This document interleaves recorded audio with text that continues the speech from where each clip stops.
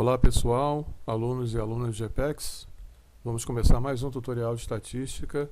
Esse é o 10º tutorial da série e o quarto sobre estatística inferencial. Vimos então 6 tutoriais sobre estatística descritiva, aquela que vai apresentar em detalhes o comportamento dos dados da nossa amostra.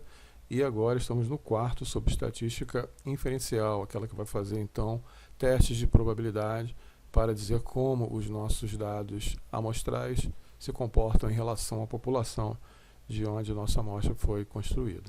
Nós já sabemos que esses tutoriais não falam de matemática, não falam sobre as fórmulas dos cálculos, falamos sobre o conceito dos testes de hipótese e a sua operacionalização no Action, como uma ferramenta dentro do Excel. Mas nós sabemos que a matemática subjacente a tudo que estamos fazendo é aquela da estatística da probabilidade. Vamos falar neste tutorial especificamente sobre um assunto quase à parte, que é a escala Likert, que muitas pessoas chamam também de escala Likert. Ela é muito utilizada na psicologia de uma maneira geral e também na psicolinguística para fazer testes de julgamento de aceitabilidade. Mas ela nasceu, na verdade, fora da psicologia, fora da psicolinguística, dentro do ramo empresarial.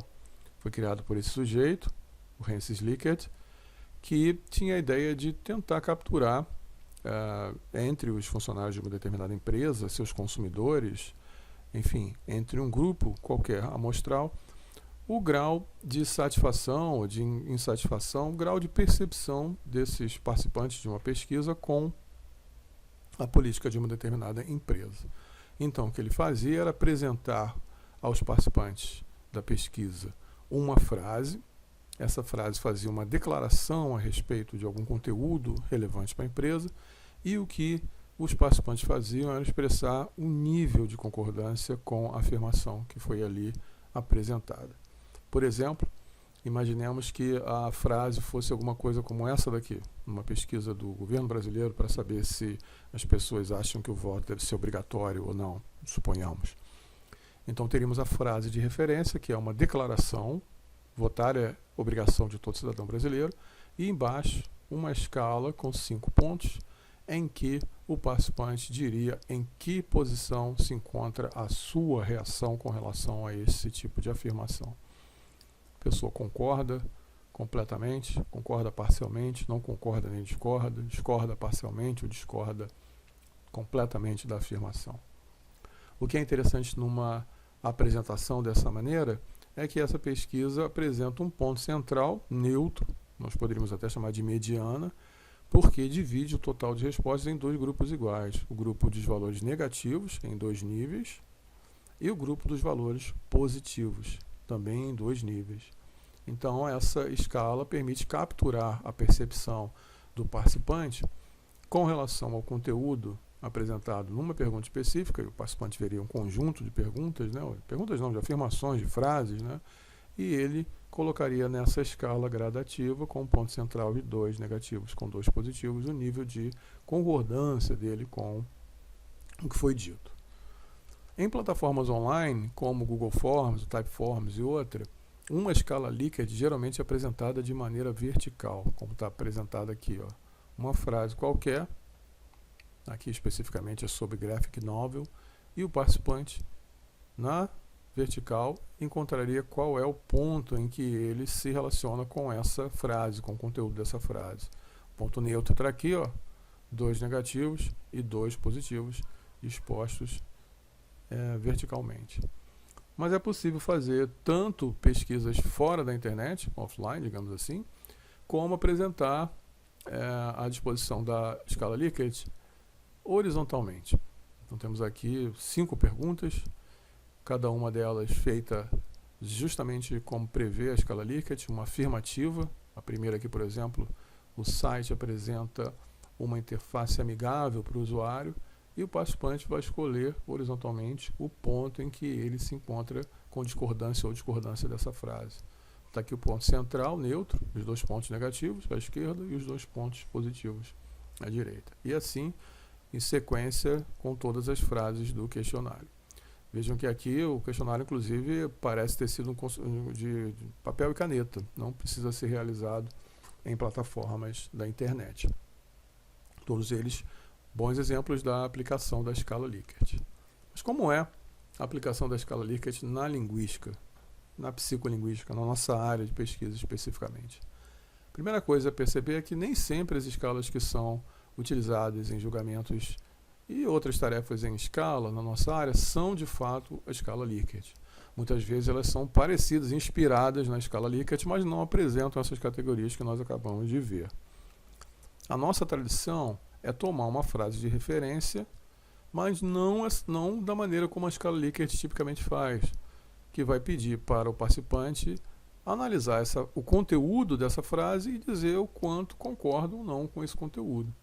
O que nós fazemos é dar a frase de referência e, tipicamente, pedir um julgamento de aceitabilidade. Tipicamente, nós pedimos para o participante dizer quanto eles aceitam essa frase na escala de 5 pontos, que parte do menos aceitável até o mais aceitável. A medida dependente que tipicamente se toma nesses estudos de escala do tipo Likert na linguística são medidas dependentes em resposta com números e não com respostas nominais, como a escala Likert de fato é. Por exemplo, a pessoa daria nota 1 se achasse a frase totalmente inaceitável e nota 5 se achasse a frase totalmente aceitável. Às vezes há uma conjugação das duas maneiras de responder. A nota ao lado da posição na escala Likert. Por exemplo, imagine essa frase aqui, que é a nossa frase de referência, e a função do participante nessa tarefa não é dizer se ele concorda ou não concorda na escala com essa frase. Para esse tipo de experimento não faria sentido concordar com o conteúdo que está aqui, mas dizer de que maneira ele percebe subjetivamente a aceitabilidade dessa frase. Os alunos desta turma parecem estarem cansados. E aí ele poderia identificar, no primeiro momento, a escala apenas nominal, no segundo momento apenas a escala numeral, ou, como está o caso aqui, as duas ao mesmo tempo. Eu, por exemplo, daria nota 2 para essa frase, porque eu achei estranho, está flexionado aqui, parece estarem meio esquisito, mas não tão esquisito a ponto de ter uma reação completamente negativa. Então eu daria 2 nessa escala, ou marcaria essa opção se não tivesse o número 2. Muitas vezes a escala aparece puramente assim, com um número. O participante então iria olhar a frase e dar um número para dar uma nota, né? Tudo isso caracteriza um conjunto de escalas que são escalas do tipo Likert, mas não de fato escalas Likert, porque nós vimos que a escala Likert apresenta uma gradação de 5 pontos que tem um ponto neutro, os 2 pontos superiores e os 2 inferiores verbalmente apresentados e não numericamente apresentados. Quando apresentar um número, pedir para o participante dar uma nota, não é fazer a escala Likert. A escala Likert não pede, dá uma nota. A escala Likert pede, diga o quanto você se identifica ou não com essa afirmação. Usar a escala Likert ou escalas do tipo Likert pode apresentar um conjunto bem interessante de vantagens para o nosso fazer da pesquisa linguística. Talvez a maior delas é que a escala permite capturar vários nuances de resposta, vários nuances na percepção dos estímulos que não são perceptíveis num julgamento puramente binário, em que o sujeito, participante, é forçado a aceitar ou negar uma determinada frase, do ponto de vista do julgamento da aceitabilidade. Por exemplo, imagine que o experimento fosse executado como está aqui do lado esquerdo ou como está aqui do lado direito. Aparece a frase na tela do computador ou na folha de papel, o participante lê, e aqui ele tem uma gama de opções, aqui é uma escala Likert de fato, e aqui uma opção binária, ou ele vai dizer que é aceitável ou é inaceitável. Considerando os diversos julgamentos que cada participante fará para as diferentes condições do experimento, é possível encontrar muito mais riqueza de informação numa escala, como a Likert, do que num julgamento simples de sim ou não. Então, a escala Likert pode nos dar muito mais informações, pode tornar a nossa análise muito mais rica do que simplesmente a oposição binária. Mas, de qualquer maneira, a escala Likert, conforme acabamos de ver, aplicada à linguística, apresenta diversos problemas. Talvez o primeiro deles seja a falta de contextualização para a realização da tarefa. Imagina que você foi convocado por um pesquisador qualquer para realizar uma tarefa, e a instrução que você recebe é assim: diga se você acha essa frase aceitável ou inaceitável, se você acha ela normal ou estranha na língua. Isso é uma tarefa muito puramente metalinguística estranha para um usuário normal de qualquer idioma, não é? Se uma frase é estranha ou não é alguma coisa que as pessoas normalmente façam, pensem, né, no seu dia a dia. Seria mais interessante ter um contexto particular em que a pessoa ia fazer alguma coisa com as frases, né, e pudesse, então, mascaradamente, indiretamente, revelar o julgamento que elas têm sobre a frase. E não explicitamente assim, diga-se a gramatical ou agramatical. Aliás, gramatical e agramatical seria um termo ainda pior do que aceitável ou inaceitável nesses tipos de tarefa. E além disso, como está embutido na primeira crítica ao tipo de julgamento feito em escala na nossa área, é que a tarefa nesse tipo de experimento é puramente metalinguística. O participante vai pensar sobre a língua ao falar sobre o que ele acha daquela frase. Ele não está pensando sobre o conteúdo da frase, não tem uma tarefa do mundo real, ele tem que pensar sobre a frase, e essa tarefa metalinguística é algo incomum entre os falantes normais da língua, embora seja algo bem frequente entre os estudiosos. Por isso que eles acabam optando por tarefas metalinguísticas, achando que todo mundo faz reflexões metalinguísticas como ele. Então não é nada bom apresentar tarefas descontextualizadas, sem sentido para o participante, como dar uma nota numa frase, né? E basear essa tarefa em juízos metalinguísticos abstratos, né? Que não correspondem ao que as pessoas de fato fazem com a língua. E talvez a pior característica das escalas Likert ou do tipo Likert aplicadas na linguagem é apresentar como opção de escolha na escala pelo participante uma sequência de números, um número de 1 a 5, né? Que torna a tarefa bem pouco intuitiva para o participante, juntando as estranhezas das características já anteriormente comentadas. Mas imagine que você seja solicitado a avaliar uma frase e tenha que dar uma nota de 1 a 5. E aí, qual é a diferença entre 1 e 2, precisamente, né? Por que eu daria 4 e não daria 5, né? As pessoas acabam aqui dando uma nota mais ou menos de uma maneira aleatória, talvez fugindo dos extremos, o que é muito comum, mas sem nenhum critério para distinguir, por exemplo, o 4 do 5. Algo que não acontece se nós trabalhamos com a escala do Likert propriamente dita, que é apresentar a sequência verbal ou visual que o falante pode escolher para determinada frase, e não apresentar uma sequência numérica. Então vamos fazer melhor. Como é possível trabalhar com a escala Likert de uma maneira cientificamente mais adequada? A primeira coisa seria dar uma tarefa real para o participante, né? Poderia ser dar essa tarefa. Imagina que o seu participante seja uma criança, e aí você pode contar uma historinha para ela e dizer que as frases que vão aparecer ali, que inclusive para o caso de crianças seria melhor se fossem apresentadas auditivamente, a criança colocaria um fone de ouvido e veria uma imagem qualquer enquanto ouve a frase, né? Contar para a criança que ela vai ouvir frases ditas, por exemplo, por um extraterrestre. Acabou de chegar no planeta Terra, está no Brasil, e está aprendendo a falar o português porque ele quer se comunicar com as crianças, quer fazer amizade, e nós precisamos ajudar esse extraterrestre a dizer se as frases que ele está dizendo são frases normais. Se a gente diz essas frases, se você diria isso, você consegue reagir a essa frase como reage se fosse uma pessoa normal falando, né? Ou se não, se as frases são estranhas, se ele ainda está com muita influência lá do planeta dele.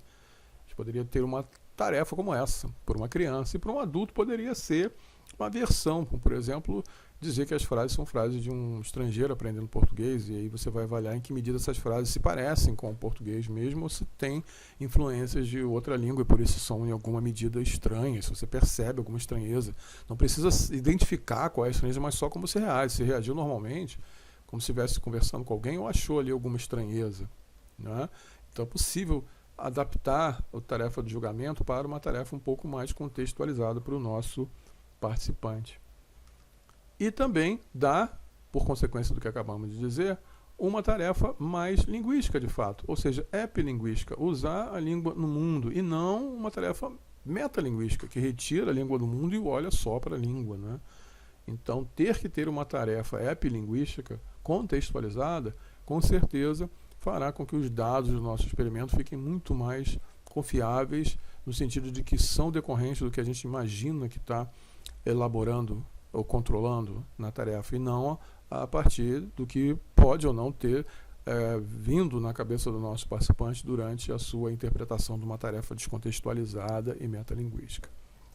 E por fim, mas principalmente, oferecer para o participante uma escala Likert real, seja a escala Likert verbal, que nós acabamos de ver, com os 5 pontos verbalmente apresentados ao participante, ou mesmo uma escala Likert visual, como essa daqui, em que os 5 pontos são apresentados com esses smiles aqui, com esses emoticons. Então, se ele acha que é totalmente aceitável, ele vai clicar aqui. Se ele acha que é totalmente inaceitável, ele vai clicar aqui. Se ele acha que é indiferente, ele clica aqui e assim por diante. Ou até, se o software da programação permitir, correr uma barrinha para os dados negativos ou para os dados positivos, conforme for a intuição do participante. O que é fato é que nunca se deve apresentar o número explícito ali, 1, 2, 3, 4, 5, porque nós vimos que isso é pouco intuitivo para o participante da tarefa. Apresentar a escala Likert verbalmente ou visualmente é algo melhor. Acho que visualmente é menos cansativo. O nosso participante vai responder a, digamos, 20, 30 perguntas, né, para cada frase ou até mais. Então, ler os 5 enunciados toda vez que ele for fazer o julgamento pode ser cansativo. Apresentar a disposição visual, numa forma como essa ou adaptada, pode ser algo mais inteligente e mais agradável durante a tarefa. Inclusive, se a variável que importa na sua pesquisa for uma variável de conteúdo, diga respeito a noções semânticas ou pragmáticas, é possível fazer um experimento com a escala Likert de fato. Ou seja, em vez de pedir ao falante para julgar a forma da frase, como nós estamos apresentando até agora, algo de interesse, por exemplo, para quem é sintaticista, nós podemos pedir ao participante para julgar o conteúdo de uma determinada frase, se ele concorda ou não com aquela. Imagina que tenham 2 pessoas num diálogo lá diante do participante conversando. E aí a pessoa B, ao fim do diálogo, apresenta uma frase que é a compreensão dela sobre o que foi dito. Não é? Então, nosso participante pode dizer: você concorda com o que ele acabou de dizer? Você concorda com a interpretação que ele fez? Concordo totalmente, concordo parcialmente, não concordo nem discordo, etc. Né? Então, nós teríamos aí um juízo sobre o conteúdo do que o participante interpretou em relação ao estímulo que ele recebeu. E aí, é claro, essa concordância ou não com o conteúdo vai depender da variável semântica ou pragmática que é manipulada no desenho do experimento. Mas a tarefa seria uma tarefa, de fato, de concordar com o conteúdo, que seria, então, realmente uma escala Likert.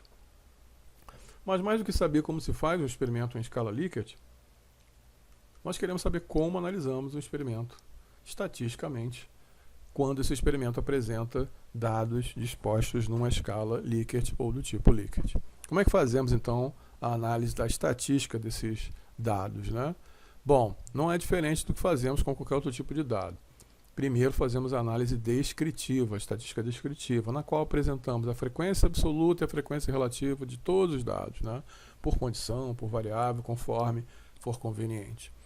Inclusive, rodamos o Blockspot até mesmo antes de fazer a análise da frequência, porque queremos encontrar outliers, queremos encontrar dados discrepantes e retirar esses dados da nossa amostra para que eles não enviesem de maneira negativa os nossos resultados, distorcendo a nossa análise.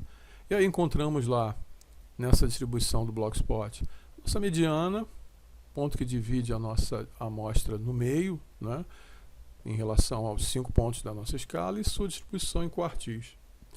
Devemos reportar a moda, ou seja, qual é a opção daquelas 5 lá da escala Likert que mais aparece.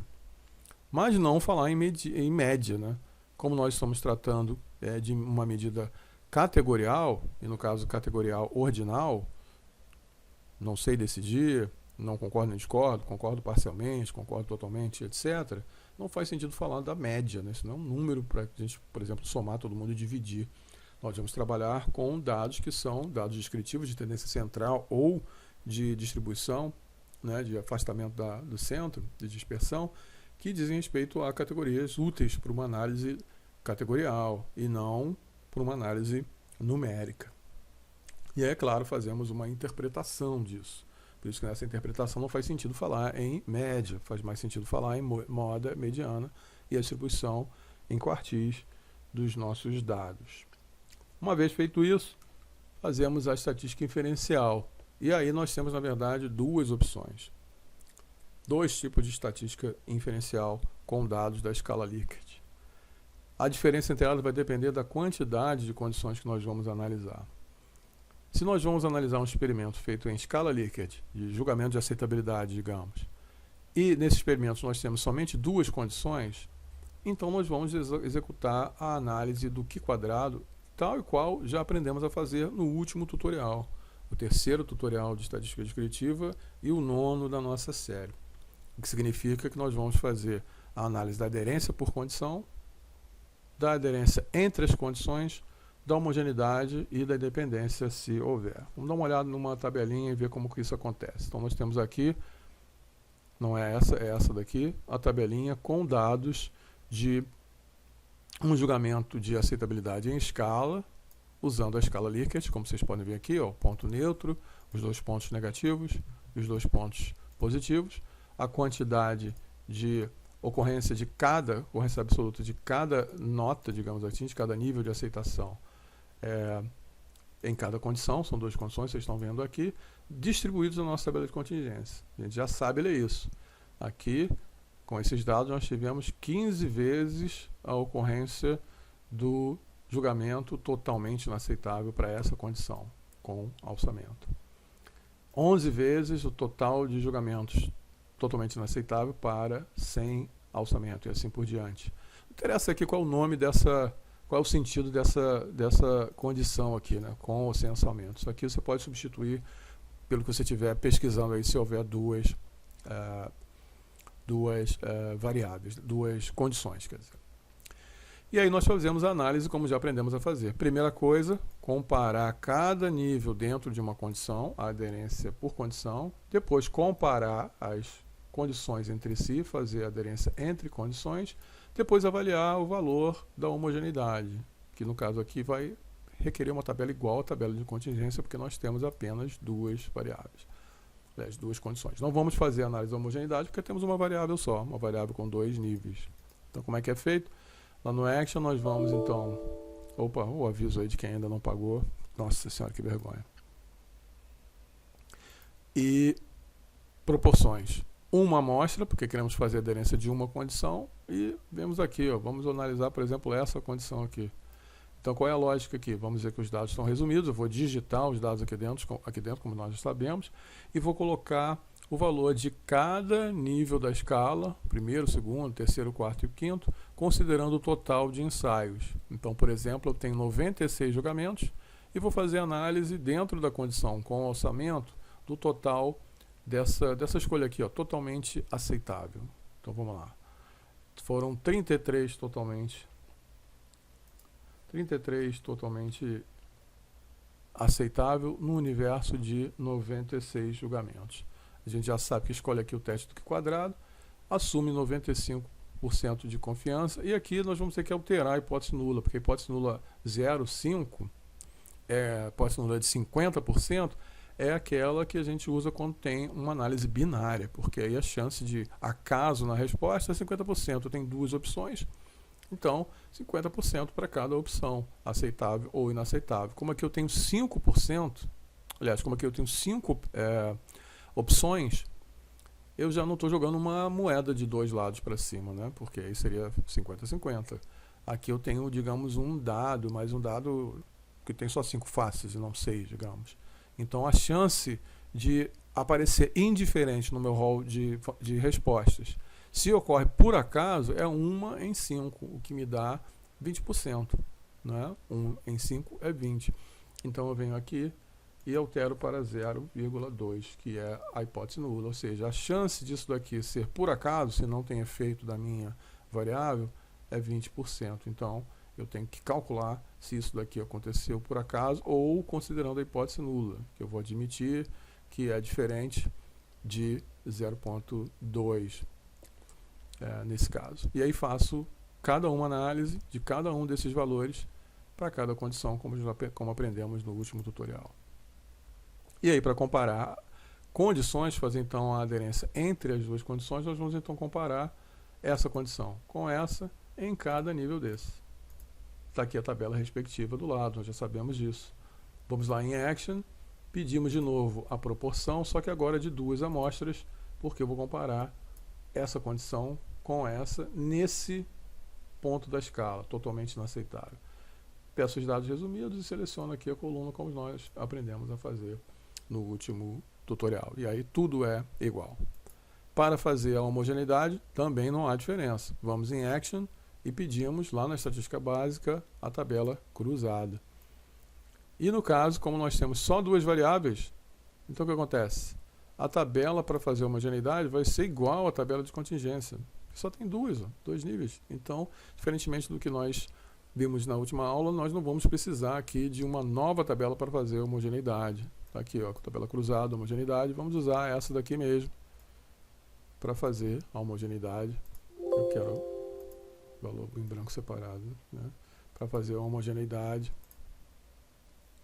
dessas duas condições. E aí faço aí, normalmente como nós já aprendemos no tutorial anterior. Mas isso considerando duas variáveis.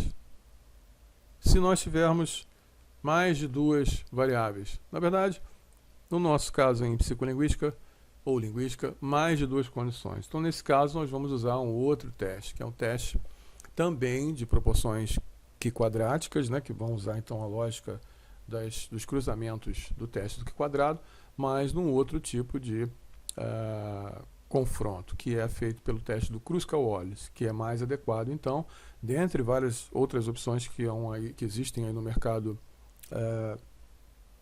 de software de estatística, de pensamento estatístico, há várias opções de analisar dados numa escala Likert, né, mas aquela que eu acredito pessoalmente, e não sozinho, mas com muita gente, principalmente da psicologia cognitiva, que é a melhor opção para análise de dados da escala Likert, é o teste do Kruskal-Wallis, né, que tem esse nome por conta dos dois criadores da fórmula respectiva do teste. Como é que funciona, então, o Q quadrado do Kruskal-Wallis na análise de dados em escala Likert? A primeira lógica é que o nosso valor nominal, né, o nosso valor de uma escala nominal hierárquica, ou seja, nossos valores categoriais ordinais, né, vão receber, cada um deles, cada ponto, um número respectivo, uma codificação específica. Percebam que isso daqui é uma coisa que a gente vai fazer para fazer a conta, e não alguma coisa que a gente vai apresentar para o participante. O participante vai ver lá uma categoria nominal, como concordo totalmente, ou vai ver uma carinha lá fazendo o sorriso positivo, né? Mas na hora de contar os números para ver a distribuição dos dados, nós vamos dar um número respectivo, que pode ser 1 para o ponto mais baixo da escala, seguindo até o ponto mais alto em 5, ou, para ficar até mais transparente, -2 para o ponto extremo abaixo do ponto neutro e 2 para o ponto extremo acima do ponto neutro, e -1 e 1 positivos nessa escala. Digamos assim, o nosso participante vai lá, dá os julgamentos dele, né, com a carinha ou com a frase completa, e depois nós vamos transformar isso em número, para que então, a partir desses números, montemos uma tabela de ocorrência, né, dos nossos dados. Então, cada vez que, por exemplo, aparecer para uma frase o número 1, eu sei que o nosso participante disse discordo totalmente, e assim por diante. Qual é a lógica, então, do teste? Vamos verificar se a distribuição dessas notas, seja conforme tenhamos codificado, né, é diferente nas condições. Pense aí nas condições do seu experimento. Então, quando o sujeito dava 5, 4, 3, 2 ou 1, dava 0, 1, 2 ou -1 ou -2, ele fazia isso aleatoriamente, como prevê a hipótese nula, não apresentava nenhum padrão de distribuição de nota entre as condições, ou pelo contrário, como assume a hipótese alternativa, essas notas aqui vão refletir em alguma medida as variáveis controladas, vão refletir diferentes padrões de distribuição por condição. O Kruskal-Wallis, o Q quadrado do Kruskal-Wallis vai fazer justamente isso, verificar as proporções de notas de cada uma das variáveis do experimento, né, de cada uma das condições projetadas pelos níveis das variáveis no experimento, e verificar se há diferença significativa entre elas. Se nós podemos, então, rejeitar a hipótese nula. E ao fazer isso, fará com um p-valor ajustado pela quantidade de comparações. Nós já comentamos que, ao fazer uma comparação entre A e B, nós assumimos um determinado p-valor. Mas se nós vamos comparar A não só com B, mas comparar A com B, com C com D, por exemplo, então nós precisamos ajustar o p-valor pela quantidade de comparações que vamos fazer. Vamos ver mais à frente que esse ajuste vai ser feito pela correção de Bonferroni, que divide o p-valor básico do nosso nível de significância, que é 0,05, pela quantidade de comparações que fazemos. Então, se fazemos 4 comparações, por exemplo, de um valor de referência, vamos dividir 0,05 por 4 para encontrar o p-valor ajustado. E o software que nós vamos usar, o Action, ao fazer o Kruskal-Wallis com diversas comparações, vai fazer esse ajuste. Também o Kruskal-Wallis no Action agrupa as condições por semelhança e diferença. Vamos imaginar que nós tenhamos 4 condições. Se cada uma delas se comportar de uma maneira, elas vão aparecer em 4 grupos separados lá na informação do Kruskal-Wallis. E se elas estão todas iguais, vão aparecer todas no mesmo grupo. Se separam em 2 grupos por conta do efeito, quais estão dentro de cada grupo, no sentido de quais são os grupos diferentes e quais são as unidades iguais dentro de cada grupo. Mas tudo bem. Como é que executamos, operacionalizamos o teste quadrado de Kruskal-Wallis no Action? Primeira coisa, como nós falamos a respeito do Q quadrado, é ter a tabela respectiva. Como é que é a tabela do Q quadrado do Kruskal-Wallis? É bem diferente de uma tabela de contingência. Nela nós vamos ter 3 colunas e tantas linhas quantas forem as condições do nosso experimento e os nossos participantes. Cada coluna vai caracterizar o participante individualmente, nas linhas, as condições ou variáveis, nós vamos ver à frente que podemos fazer análise de condição ou de variável, cada um na linha, e o valor respectivo na escala, para cada participante de uma determinada condição. Novamente, cada valor na sua linha respectiva. Então, digamos, se aqui aparecesse o participante 1, e na condição A ele deu a nota 4, que corresponde a concordo parcialmente, então apareceria aqui participante 1, condição A, nota 4, ou o que isso representa na escala Likert. Aí teríamos o conjunto de notas de cada participante para cada condição e cada nota específica em cada julgamento numa planilha como essa. Vamos ver como é que isso fica lá na nossa planilha do Excel para análise do Action. Vamos tomar uma referência, como referência, um experimento como esse daqui, ó, que é igual, né, idêntico ao que nós vimos no último tutorial, com a diferença de que aqui, em vez de um julgamento binário, nós vamos ter um julgamento em uma escala Likert. Vamos assumir que são 2 as variáveis independentes, posição do referente e tipo de retomada anafórica. Você pode imaginar aí quais seriam as suas variáveis no seu experimento específico. Cada uma dessas variáveis independentes tem 2 níveis. No caso da variável posição, os níveis são sujeito tópico. No caso da variável tipo de anáfora, os níveis são pronome 0 e pronome pleno e pronome 0, pronome nulo. E da combinação entre esses 4 itens, né, entre os 2 níveis de cada uma das 2 variáveis, nós teremos 4 condições, que estão aqui ilustradas. Sujeito com pronome, sujeito com 0, tópico com pronome e tópico com 0. A variável dependente, a unidade de medida que o nosso participante vai nos dar para cada frase, a VD, a variável dependente, é uma posição na escala Likert. Totalmente inaceitável, parcialmente inaceitável, nem aceitável, nem inaceitável, parcialmente aceitável, totalmente aceitável, e é isso daí. Na nossa escala, cada valor desse daqui, na nossa planilha, desculpem, cada valor desse daqui vai ser representado por um número, que eu arbitrei aqui, que será 1 para essa percepção na escala, 2 para essa, 3 para essa e assim por diante. Então vejam aqui, eu separei os julgamentos por condição e por variável. Tem 2 variáveis, lembra que é variável 1 e variável 2. E aqui 4 condições. Então aqui eu vou ter 4 condições e aqui as 2 variáveis separadas. E aqui a nota de cada participante, o valor na escala Likert de cada participante. Vamos começar pela condição. Veja que eu tenho aqui a primeira condição, sujeito com 0. Por que tem 4 aqui para o participante 1? Porque a gente já sabe que em experimentos nós não apresentamos uma condição somente uma vez por participante.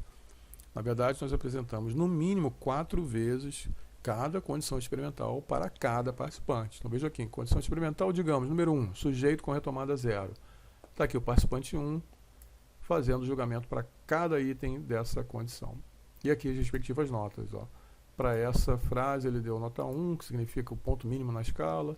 Para essa aqui a mesma, para essa aqui a mesma. Aqui, nessa condição, já deu uma nota um pouco maior, deu 2. E aqui, ó, o sujeito mudou a condição. Nós temos novamente 4 julgamentos para essa condição, né? Primeiro, o participante 1, que ainda está em tela, né, deu a nota 4, o segundo deu a nota 5, o terceiro a nota 4 e o último a nota 4. E aqui, outra condição, tópico com retomada 0. E aqui, vejam que as 4 vezes em que o participante 1 viu essa condição, ele deu a nota máxima para esse 5. E assim por diante. Vamos fazer um mapa de todos os participantes. Aqui, inclusive, vamos ver, são 20 participantes. São muitos dados, né? Nós vamos até a linha 323 da tabela, porque nós temos 4 condições e cada participante dando 4 julgamentos para cada uma dessas condições, né?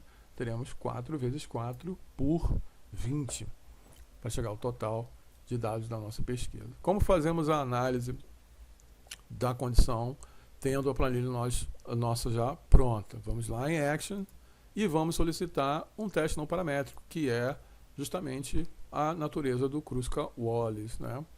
Na aula específica sobre a nova e Kruskal-Wallis, nós vamos falar, retomando o que nós já sabemos, né, o que é paramétrico e não paramétrico, mas para já temos a tabela pronta para analisar dados em escala Likert e vamos em Kruskal-Wallis. E vamos pegar os dados de entrada, onde estão os dados a serem analisados. Eu vou pegar aqui, inclusive com o nome, a coluna com a condição, a coluna com a nota, e arrasto até o final. Mantenho o botão esquerdo do mouse apertado e vou até o 20º sujeito no seu último julgamento da última condição que ele analisou. A nossa janela aparece aqui, eu mando ler os dados e aí indico para o Action onde está o que ele deve fazer. A variável de resposta, onde está lá cada ponto da escala Likert que ele deve avaliar, é a nota. E onde estão as condições, que no caso é a condição, não é a variável, né? Está na coluna condição. Pronto, já disse para o Action o que ele deve comparar.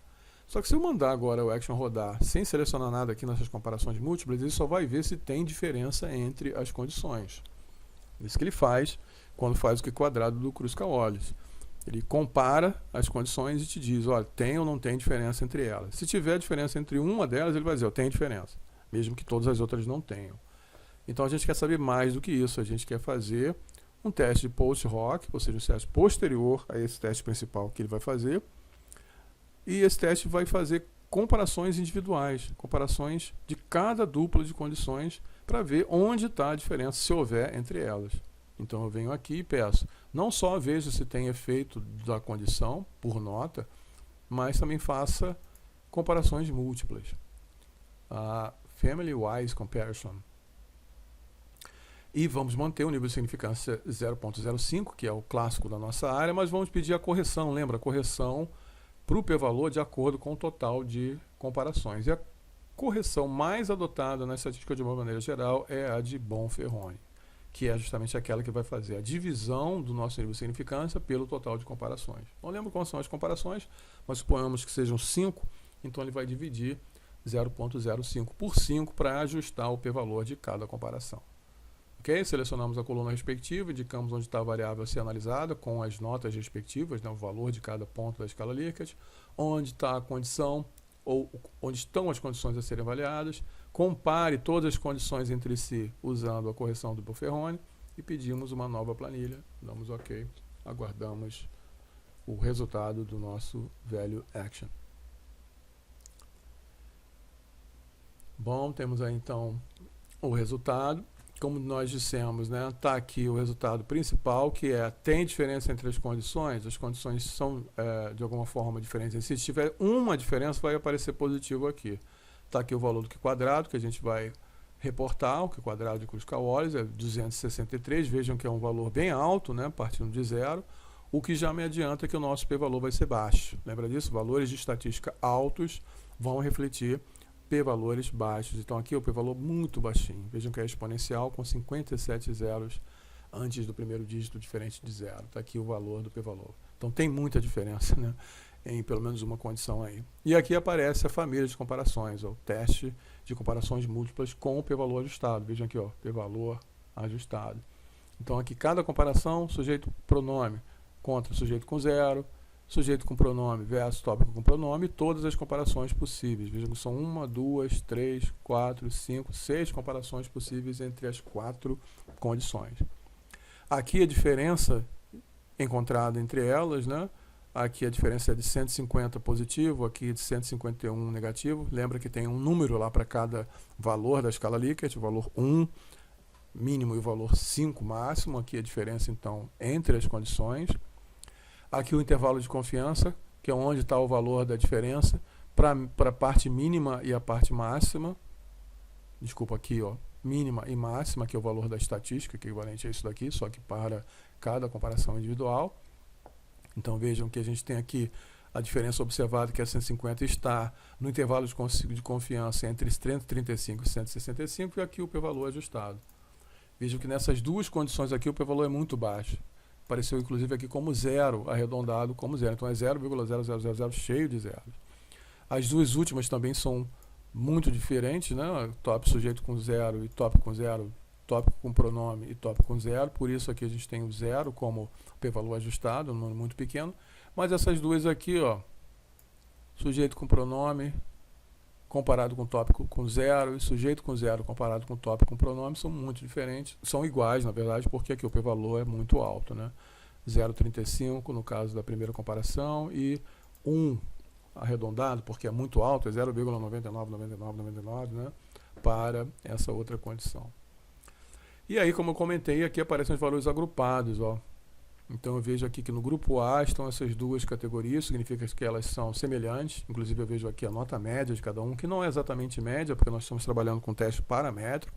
Então ele trabalha, na verdade, com o ranking das notas, o que seria... Lá estamos com teste não paramétrico, então ele não trabalha com os valores absolutos, trabalha com o ranking.